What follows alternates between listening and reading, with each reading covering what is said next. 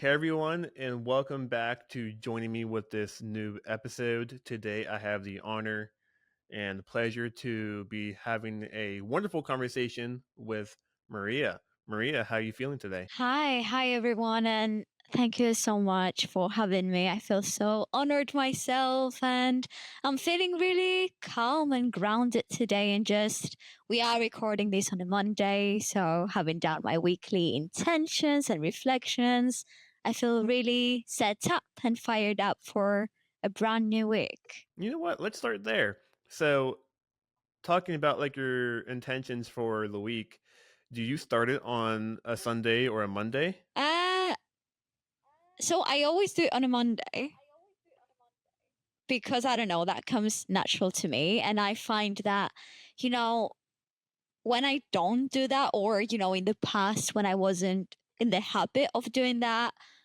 it's almost like the days and the weeks and months blur.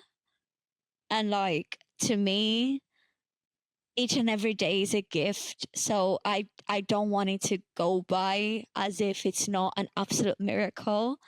So setting that intention every single Monday and like reflecting on the week before and like kind of really tapping into myself and like connecting with how I want to feel at the end of the week really sets me up for like deciding what tasks I want to do, making sure that my goals are aligned with what I really want and all of those things. And like I find it so different to walk through life with that mindset and that energy. So, what I'm hearing is you set your intentions week by week. Yes. How long have you been doing that for? I'll say definitely a year, maybe like 2 years, but it wasn't consistent. The last year, I'll say it's definitely been like a weekly thing. It's my favorite thing to do on a Monday. Yeah, I need my well, every morning I set my intention for the day. I'm more day based than I am like weekly based. And it's like I got to start off with my daily gratitude and get into that feeling of abundance and love and joy, peace and kindness. And starting your day off, from what I've noticed, really does set the tone for the rest of the day. And if you really feel the feelings of those intentions that you have, I've noticed my entire day does go according to the intentions that I set for that day. And so it really is. I mean, I highly suggest it. I'm sure you highly suggest it as well. But people or us, we need to be the creator of our lives, because if we don't set that intentions for how we want to live, then the world will do it for you. Exactly. And that's when people feel disempowered, and we get to choose how we live and have this reality. And so, yeah, are there anything else that you do on Mondays, or morning routines or rituals that you do to prep you for the rest of the week? Or is there any other self improvement or self care habits or Well, nothing in particular on a Monday other than the intentions, but there are things that I do every single morning that really, like, for me, they're an act of self-love, and like that is something that I don't even I don't like the word teach. I don't teach self-love. I lead people into self-love and I walk with them because I've been on the other side of the tunnel where I was not very loving to myself. And I feel that is also kind of decided by society or the world unless you decide to step up and like step into your own self-loving game. And like, yeah, to me, starting my day really connecting to myself is huge. Like, I need to start my day in the quiet, like no screens, no phones, nothing. I meditate each and every morning. It's changed my life. My anxiety and the level to which I can hear my own intuition has changed dramatically. And yeah, I ask myself the question of how are you feeling today? every single morning.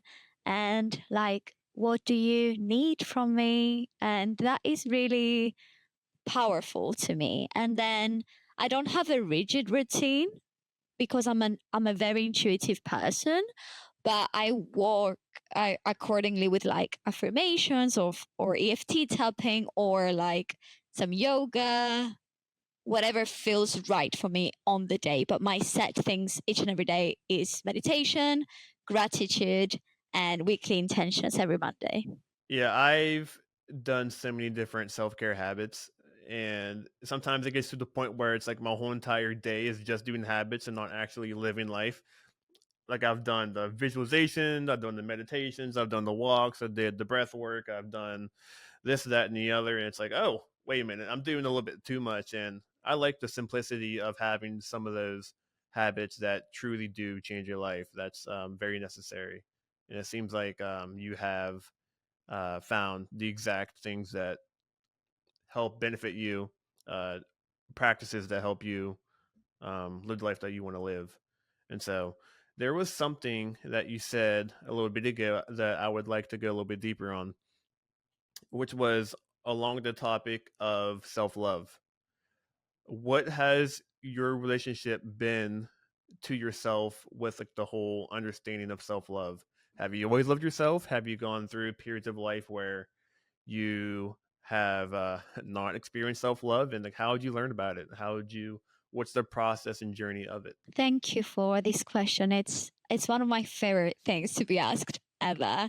And yeah, it hasn't always been part of my journey in life. And you know, especially as for anyone who may not know, like I'm an artist and you know, it's very easy to fall into the rabbit hole of being so self-critical and hating yourself and just waiting for other people's approval to feel like you're worthy of being in the spotlight or to feel like you're good enough. And I don't necessarily feel like that is only something that applies to artists. I think that each and every one of us goes through life having felt those feelings at least once. And to me, how it started was through a breakup. So I wasn't really aware about the fact that, you know, I was self critical or that I was having a wound around not feeling good enough. And then after a 4-year relationship that ended, I remember going to therapy and like telling my therapist, oh, I kind of feel like I have all this love inside of me and I don't know what to do with it. And I was like, I just don't know. And it never crossed my mind to give that love to myself until she asked me. And she was like, have you ever like considered that giving that love to you? And I was like, no, you know, I think I found it a bit funny at the beginning as well. I was like, what do you mean? And that's kind of how my self-love journey started and it's changed my life. And I know it sounds so cliche, but like the amount of self-worth and the amount to which I can hold myself through thick and thin, through every audition, every relationship, every life situation, I know that I got me. And I think that's so important because, like, at the end of the day, we're the only guaranteed relationship that we're going to have for our entire life. And that took me a really long time to realize. There always seems to be like a sense of, oh, I'm not worthy, I'm not enough, I don't matter, are like the general beliefs that most people have from my experience of people who suffer from self love. What were some of those questions that, or some of those answers that you've um, discovered that helped you along the healing journey process? Like, what were some of those questions you had to ask yourself in order to find the answers to, in order to heal and truly love yourself? Um, what was like a very tangible question that like I still use every single day was like, would I treat myself the same way if I was my best friend? Like, if my best friend was dealing with any situation right now, let's use an example. If, you know, if they wanted to go to the gym today and they didn't because they were tired or because they were procrastinating or for any reason, and they came to me and said, Maria, like, I wanted to go to the gym and I didn't, would I ever like say to my best friend, "Oh, you're useless, you're lazy, like you're not good enough, you're never going to succeed," and all of those things that naturally start ruminating in our mind. And it kind of hit me the first few times because I was like, I would never ever treat my favorite people the way I treat myself. And that's sad. That is really sad because it's the norm. And that is my biggest why to change that, because I don't want that to be the norm, and I don't want people to think that just because something is normalized, it's normal. Yeah, it's like those people who do those things, from what I've learned these past couple of years, is that if you do those things, it's just an inner reflection of how you feel internally. So it's like if you're critical of others, you're critical of yourself. If you, Absolutely. uh, yeah, that's what I've been learning, and it seems to be true. It seems to be very apparent, very true in how I observe people and their relationships with others and themselves. You said you're an artist. I take it that you are a singer, correct? Yes, I am a singer. Well, since I can remember myself, literally, but like professionally, I went to like train for musical theater performance at 18 and then have been working since then. And yeah, just spreading this gift that I got given with the world. And I'm really aligned with that. That means a lot to me. Do you create your own music, or do you just sing songs of others? A bit of both. I haven't released any of my music just yet, but it's in the making and I love writing. It's such a cathartic form of expression to me. But yeah, I do a lot of like pop and musical theater, and like I do a bit of everything, like a bit more folky, Greek music, English music. Yeah. Do you have any other art forms that you would identify as that you do, or is singing just like the main and only one? It's definitely not the only one because like for musical theater, you do acting and dancing as well. But I like singing is just different to me, and it's so much deeper and like means a lot more. But like if I have to dance or act for a show, I will. Do you say that you experience flow whenever you perform like these arts? Like you are in the zone, you lose all sense of reality, you don't ever think, you just are so in the moment and you love everything that is going on at the present moment. I would say now I am, but I know a lot of performers and a lot of artists, because we're so passionate about this, sometimes perfectionism or imposter syndrome takes the best out of us.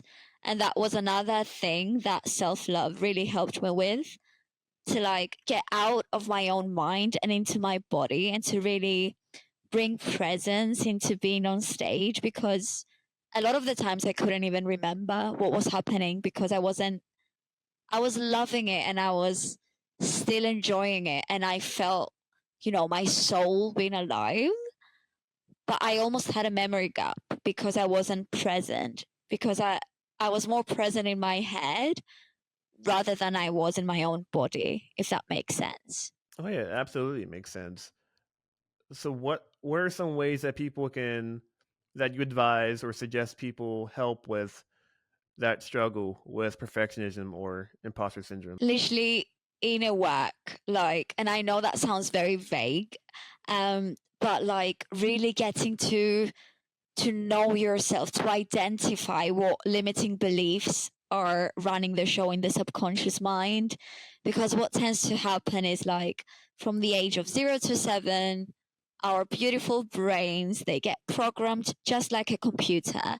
So all of the beliefs and the sayings that might be said around us, they kind of get programmed into our system, and then they can't be that for our entire life running the show. If a teacher said, oh, you're not very good at singing, or oh, you would never own a room, or little passive comments like that, that could be the cause reason of someone feeling like an imposter or experiencing anxiety, because your subconscious mind runs like 95% of your actions, which is insane.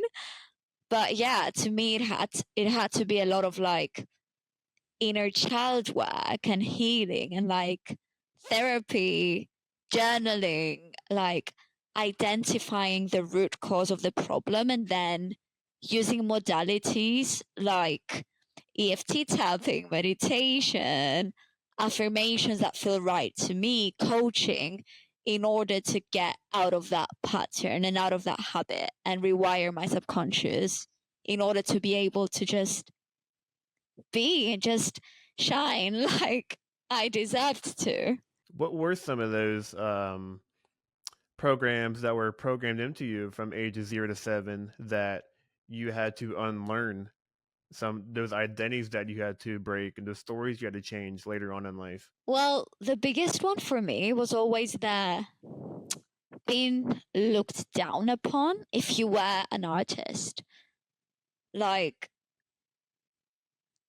the arts are not very huge where I'm from in Cyprus, so it was almost like, oh, what, you're gonna be a singer? And I feel like for a child, that makes you feel like, oh, I'm not as important as the people around me who want to be doctors and accountants and whatsoever. And like that was huge for me because I was almost like apologizing and not owning the fact that this is what I really wanted. So it took me quite a long time to like step into my own power, even when I was at uni and I was auditioning and I was doing all of those externally great things. I felt like, oh, but I'm not successful enough because I'm not as important as all of those other people. And that was so profound in the way that I was showing up, because I was showing up as if I was less than the people around me. What is like the norm in Cyprus? Like what was expected of you, or what were you told that you were supposed to do in life rather than pursue the dream that you wanted to do in becoming an artist? I mean, here's the thing, it's not that anyone ever tells you like directly you shouldn't do that. It's that it's almost like an energetic shift of like, oh, she's gonna be an artist. Oh, she's gonna be starving forever. This, that, and the other, you know what I mean? But it's very, very celebrated for people to like become doctors and lawyers and like, oh, look, like that guy from your high school, he's so successful now. He's got his own office. But like, I'd never hear anyone saying, oh, did you hear about Maria? Like, she's got her own album. That's insane.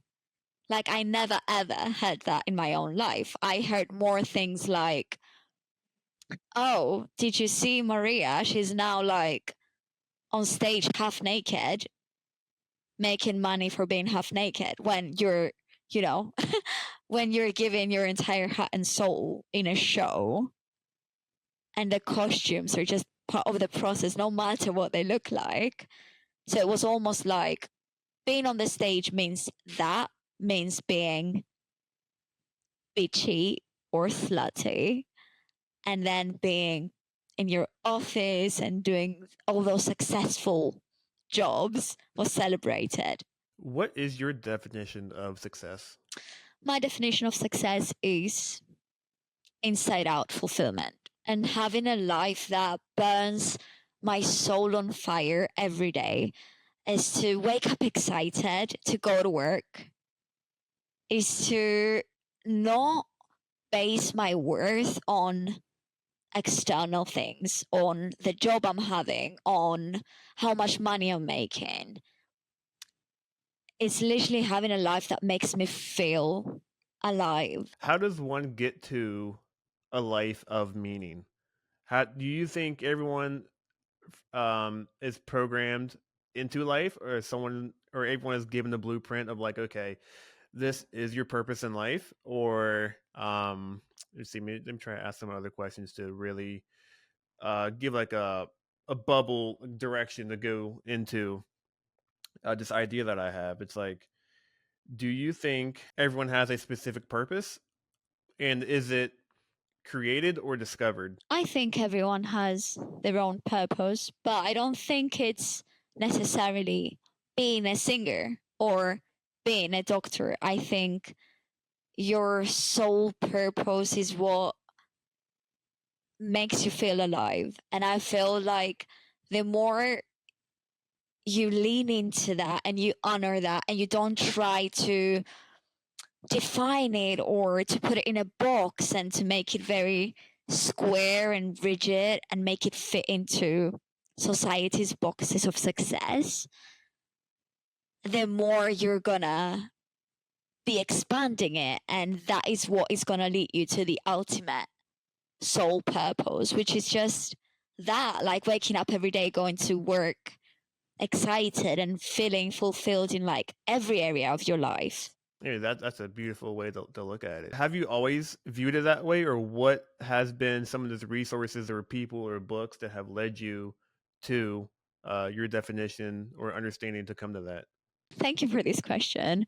Because I feel like deep down in my soul, as the person that I was designed to be in a way, that has always been me. But I don't think I was brave enough to even admit that to myself or saying out loud just because of, society's beliefs and rules, unwritten rules. Um, but yeah, like therapy, coaching, all of those beautiful resources of meditation, journaling, like really getting to know myself, like to discover what is truth to me. If I turn the volume of the world down, like, and I really tried to listen to my soul and to ask, what do you really want? What really makes you feel alive? Then those answers started coming to me and more and more. And it took a while to like own that. But books like The Untethered Soul or Ask and It's Given by Abraham Hicks. What else? Brené Brown, I absolutely adore. All of those beautiful teachings and people have led me to my own truth. I highly recommend. Highly recommend. Well, I do as well. I mean, Untethered Soul has it's one of those books that's been very successful and growing, but it's still growing a lot. Asking is given. I've read half of that book. Can't remember why I stopped, but I read the first half of that book, and it was really powerful. And Brene Brown, she's really an expert. It's kind of weird to say, but an expert on like the vulnerability and courage, and she's really transformed thousands, if not millions, of lives. And yeah, those are some really good resources. I highly recommend those as well. And like with Brené Brown, my life is included to the ones that she's changed because, like, speaking of vulnerability, I'm a highly sensitive person, and that was another thing that I always thought as a weakness. And I would be that kid that would cry over all the little tiny things, like my clothes not feeling right on my skin, and like if it felt itchy I would not go out. Like, and that was seen as being a difficult kid or being too sensitive with relationships and telling all of my classmates that I loved them and all of that. But like Brené Brown has really opened the door to me at the beginning of my journey to realize that that's a superpower and that makes me who I am. And especially, me being an artist, it's that sensitivity and that vulnerability that is gonna resonate with people and will lead people to, you know, see themselves in my art and my performance of someone else's truth in a song. Yeah, vulnerability, expressing vulnerability through art is such a major thing because, like, for me, I identify as a creative person. I identify as like a polymath, or what people call a modern Renaissance man, where it's like I want to express and enjoy life through so many different modalities of art, such as dance, video editing. You can consider that an art. You write, writing, um, musical instruments, sports. There's so many different things that identify as art, and being vulnerable and being honest about how you feel and who you are is such an important thing that every single person who goes through art um, understands and needs to give themselves the permission to be who they are, love themselves unconditionally, and just express that message they need to express into the world. Going back to what you said earlier, you brought up meditation a couple of times and its impact on you. What style of meditation have you tried, or what do you do? I love guided meditations just because my mind is very much of a monkey mind. So I love having someone like really telling me what to do so that I don't have to. If I use my brain, it means I'm jumping onto a million different things, which by the way, if you're listening and you're new to meditation, it will happen and that's so okay. It still happens to me. It still happens to Michael Singer and all of the people who have been doing this for like ages. It's okay. Just bring yourself back. That is what matters. But to me, because one of my love languages is words of affirmation as well, um, I love just having that prompt into my own brain. And it has to be with music in the background for me. I think because of my music background, or maybe because of being highly sensitive, that like brainwave and that vibration really helps me like ground myself. Yeah, I understand what you mean, because I started off meditation many years ago when I got introduced into it through guided meditations, and that was a really good way for me to start my journey of meditation. Um, it's been a while since I've done a guided meditation. I say I do guided breath work, but I don't do guided meditations anymore. Do you meditate in silence? I use. Are you familiar with binaural beats? Uh huh. Nice. Amazing. Yeah, so I can give a quick understanding to the audience who doesn't know what it is, but okay, it's gonna get a little geeky, a little nerdy here, We but love that. We love that. yes, I love it. It's like when if you can blend science and spirituality and make it both work together to like supercharge, superpower the intention that you want. It's like, why not? Why not use both of them? They're basically the same. Okay, that's a whole different story. But I binaural beats. agree, by the way, but yeah, crack on. Oh yeah, it's always different perspectives and definitions. It's all the same thing.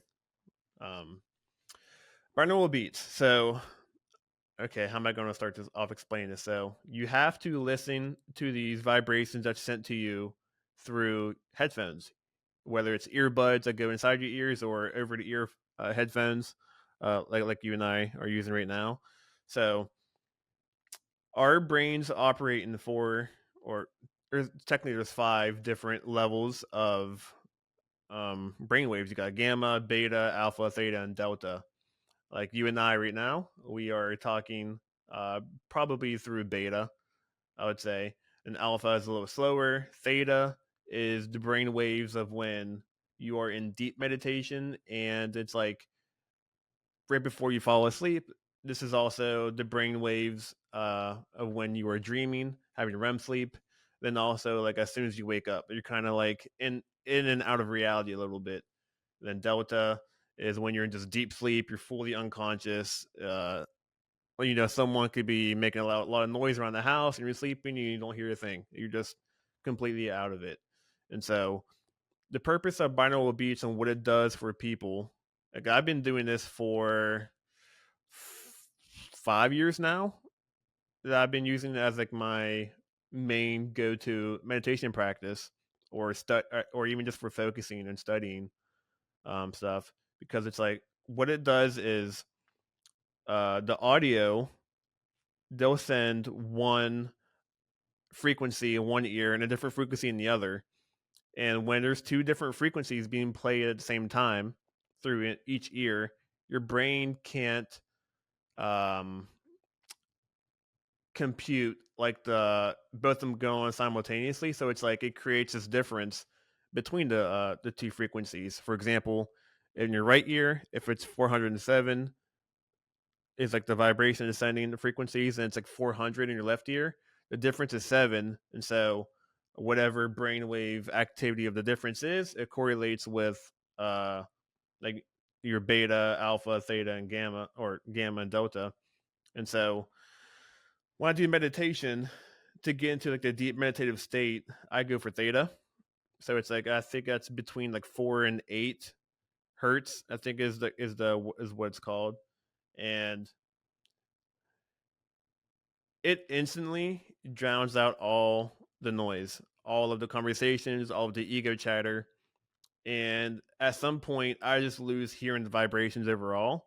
And I am completely into this, has a lot of different words. And I'm into the now, I'm into the Tao, I'm into the silence, the eternal, um, the present, the infinite source. There's a lot of different names for it. And so that is what I use. And it's been really helpful for me. Like I use it to help me take naps sometimes, because I never nap. I maybe take 1 or 2 naps a year, but it's like I use like non-sleep what's it, NSDR or whatever, non-sleep deep rest, like yoga nidra, where it's like if I wake up early in the day, I need a little recharge for energy purposes. It's like, okay, I need to uh really like biohack and get myself really back into that space of high energy. And so, but the one thing that's really interesting, and I would like your take on this. Everyone, I can't speak for everyone, but I would assume, I'm projecting here, that everyone hears a voice inside of them. How can you tell the difference between what the ego is saying and what your intuition or your higher self or your spirit or God's telling you? It's like there's always like two different voices going on in your head. You can say it's good and bad, positive, negative, um, ego and spirit. How can you differentiate between the two? Because sometimes the ego can really masquerade as like your good friend, or sometimes it's like, oh, you. So it's kind of like, how can you figure out what you should do whenever you hear those voices, and what's the difference between them? You're spot on with these questions. Like, I adore them. I would say ego is like the initial response. The initial response that comes natural to us straight away is the ego. And that is just because of survival purposes. So, our ego, like years and years ago, it was designed to, keep our ancestors alive and help them survive when they would be, hunted by bears, or they had to fight for their life and for their food. So our brain is still operating the same way. So the first reaction to any situation is the natural response, which is the ego. So when, you know, your friend is not picking up the phone, I'm going to give a real life, a current example, but when, someone doesn't pick up the phone and your brain goes straight away into like, oh, look, they don't care.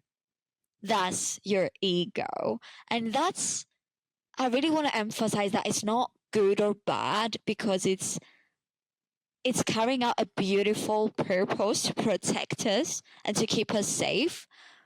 But it's through inner work and all of those things, and that awareness and deep self-reflection, that you can change that and really tap into the other voice in you that is telling you, no, this feels more right, than believing that my friend is just choosing to not care about me. And of course, there are always exceptions, but like, your intuition is something that feels good in your heart.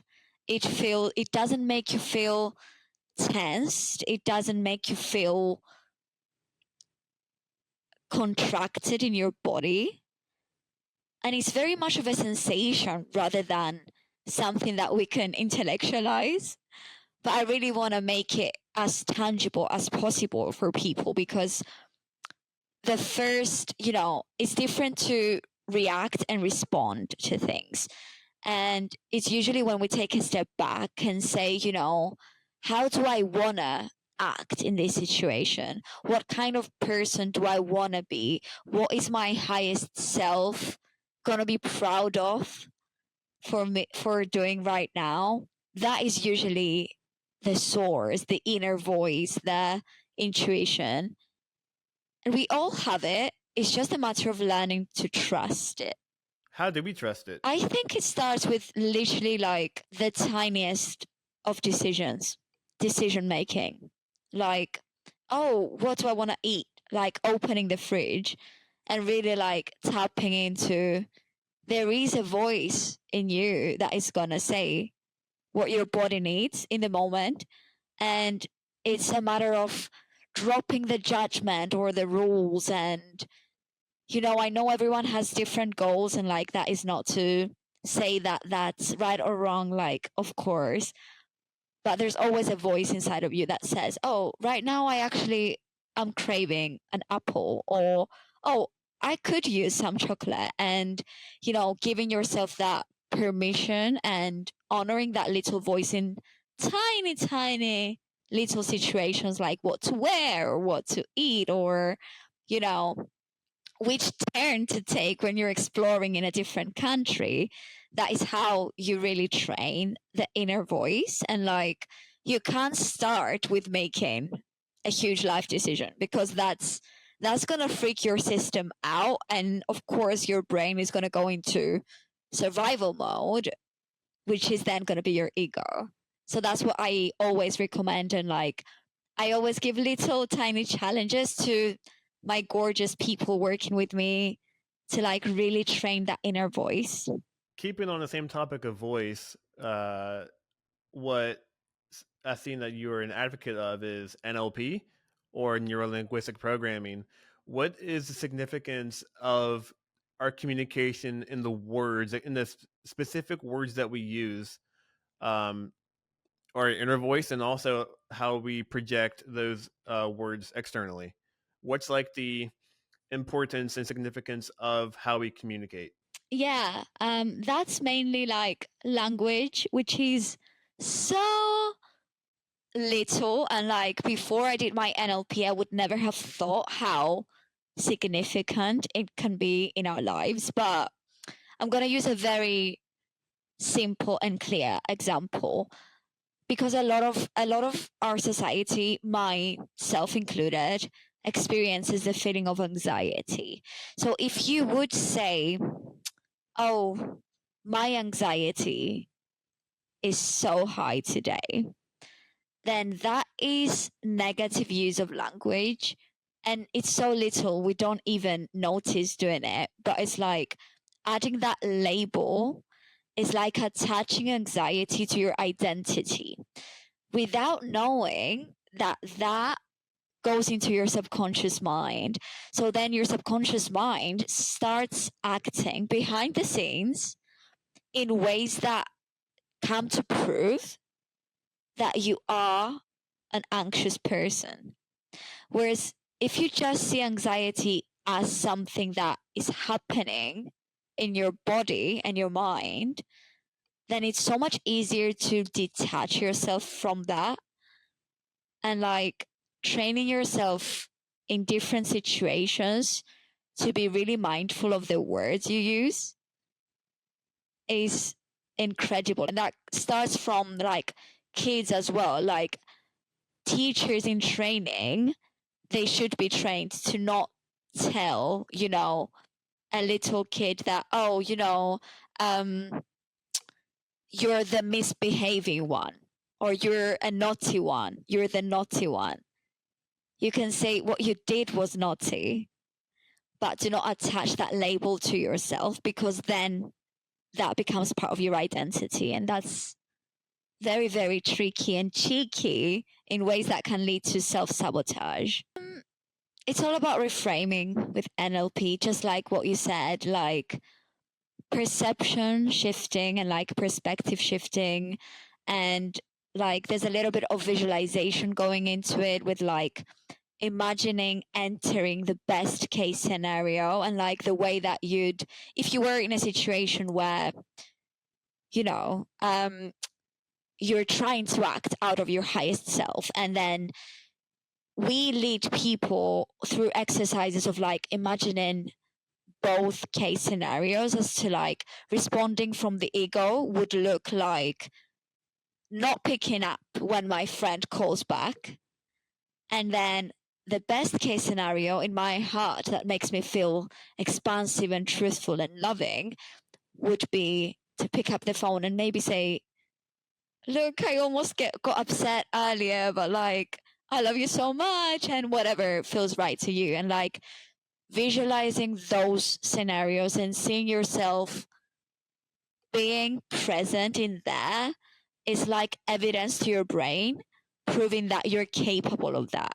And then it kind of makes that shift so that you have the resources to step into your highest self response next time.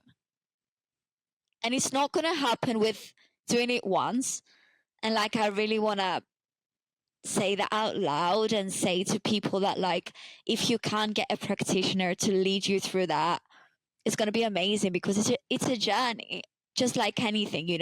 If you go to learn how to swim, you're not gonna you're not gonna be an Olympic athlete after the first lesson, right? But because it sounds much simpler to like do reframing and think about the best and worst case scenarios, it's so tricky what our brain does when we don't have someone to see like our blind spots. Yeah, it's like imagine being told your name one time when you were 1 years old. It's like you're not gonna remember your name for the rest of your life. So it's like you need to have the constant repetition to have it embedded in your subconscious mind, which is what we talked about earlier, because 95 to 97% of your reality is dictated by your subconscious mind. And if you learn to reprogram or change your perception and perspective of how you communicate things and your belief systems, it's really going to change your whole entire life, and in a dramatic fashion. Um, Before we come to a close, what are some quotes that, because I'm a big quote guy, like I have like a lot of different philosophy and spirituality text and just general self-improvement quotes I just go on throughout my mind at all times to help me navigate life in different ways. What are some of your favorite quotes that have impacted you the most that you use either daily or weekly or whenever you make big decisions in life? That is actually part of not my weekly reflections, but maybe monthly. I have like different mantras and like affirmations that feel true to me, because you know how everyone like says about, oh, like repeat these affirmations and you're gonna feel confident. The reason that that doesn't work is because someone else's voice doesn't feel true to you, and you might be able to resonate, but you're not going to be able to reprogram your own subconscious mind using someone else's beliefs. So I make my own mantras that feel right to me and feel like my own voice and my own truth. um and like some of the things that really resonate with me are like, life is happening for me, not to me. That's a huge one for like getting us out of victim mentality. Another one for me is whether you think you can or can't, you're right. That's a huge one. What else do I love? The fact that your life doesn't have to make sense to anyone but you. And something that really, really grounds me is that, I'm infinitely worthy, grounded, and protected. Do you record those mantras and listen back to them? Yes. Because it's like that's something that's you see it every once in a while, or at least in my awareness of people who do affirmations and incantations and stuff like that. It's like a friend of mine, he said on the podcast one time, he's like, I created my own personal like mixtape of like just I record like the most powerful, and I'm the biggest hype man to my own self, and I listen to it every single day, part of his morning ritual. Yeah, I was just wondering if you recorded it and listened back to it in your own voice, because I think, like you said, I never really thought about it from that perspective, because it's like depending on your upbringing and your own programs that you've installed, it's like a lot of people don't trust others, even people who are famous or very accredited, whether it's a celebrity or someone that's famous in self improvement or hypnosis or anyone. It's like some people do have that program of not trusting others, and they can only trust themselves. And so, yeah, that's really interesting. Well, I think it can go both ways because you can either like not trust others or not trust yourself.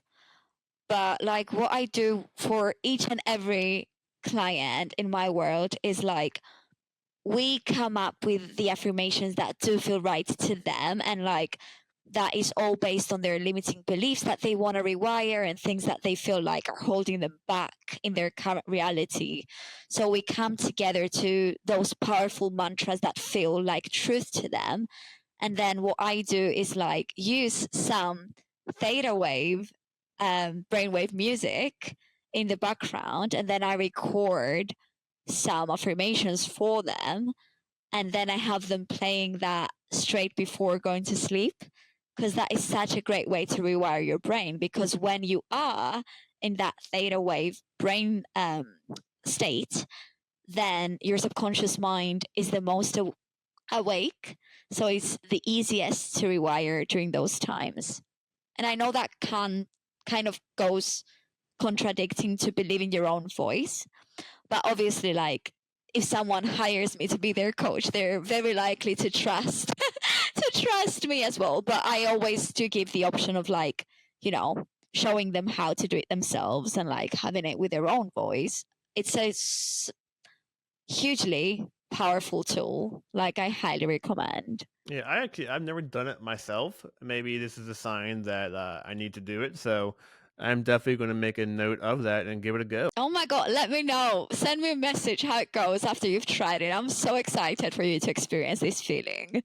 Oh yeah, I will. I mean, I'm gonna make it very powerful. I'm gonna give it uh all I have in terms of positive vibrations and intentions. And so, yeah, that'll be exciting for me to do, because I've known about it for a while, but I just one of those things where it's like, do I have to do this? But life recently for me is calling for me to become greater and do more and bring more potential out of me.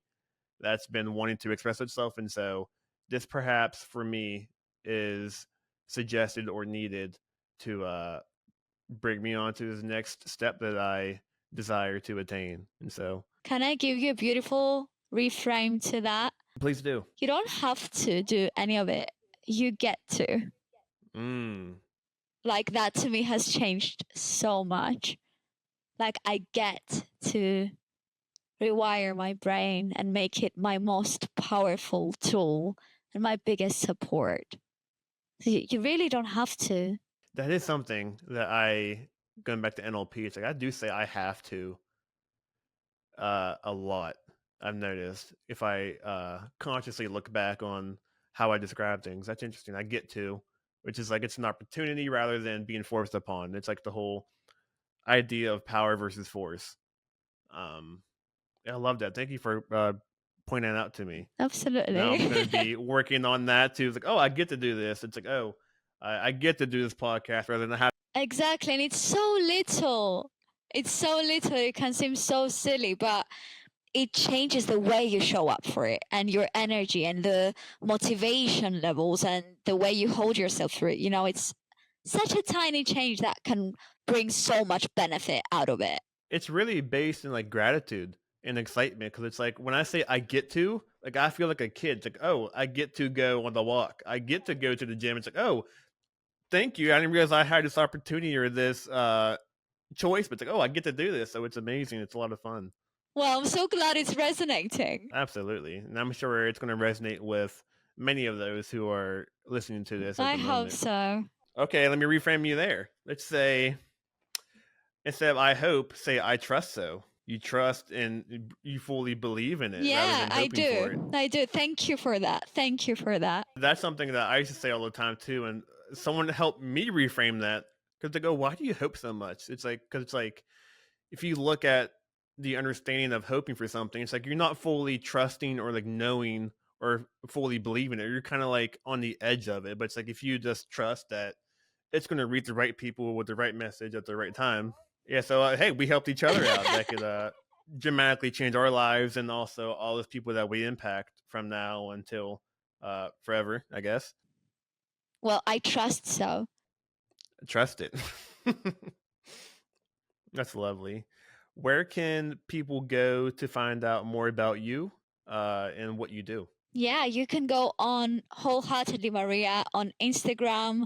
My DMs are always open. Honestly, if you're listening to this conversation and you feel that fire under your belly, like, please come and let me know. And absolutely anything, any questions you have, any support you may need, like, go there and just come into my world. I'd be so, so grateful to support you. What is the one message that you really feel the need to express out to the world?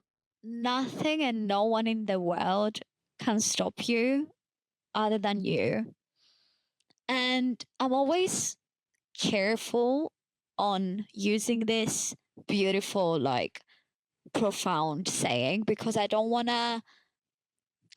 people to feel like judged or blamed for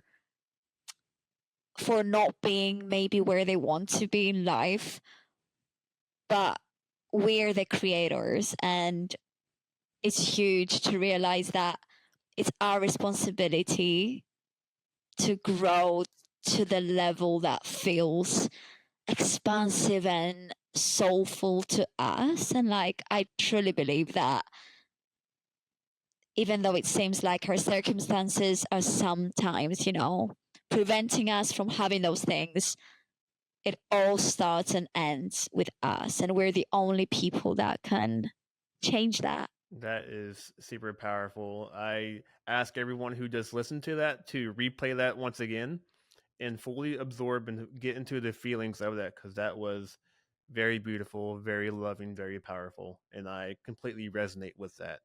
And so I will have all of Maria's social media pages and website down in the show notes in the description.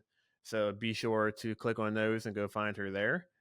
And thank you, Maria, for this amazing and wonderful and awesome, exciting, powerful conversation. It's really I trust that it's going to really reach those people that really need to hear your message and um, help them break through those things that's been leaving them behind in life or not where they want to be.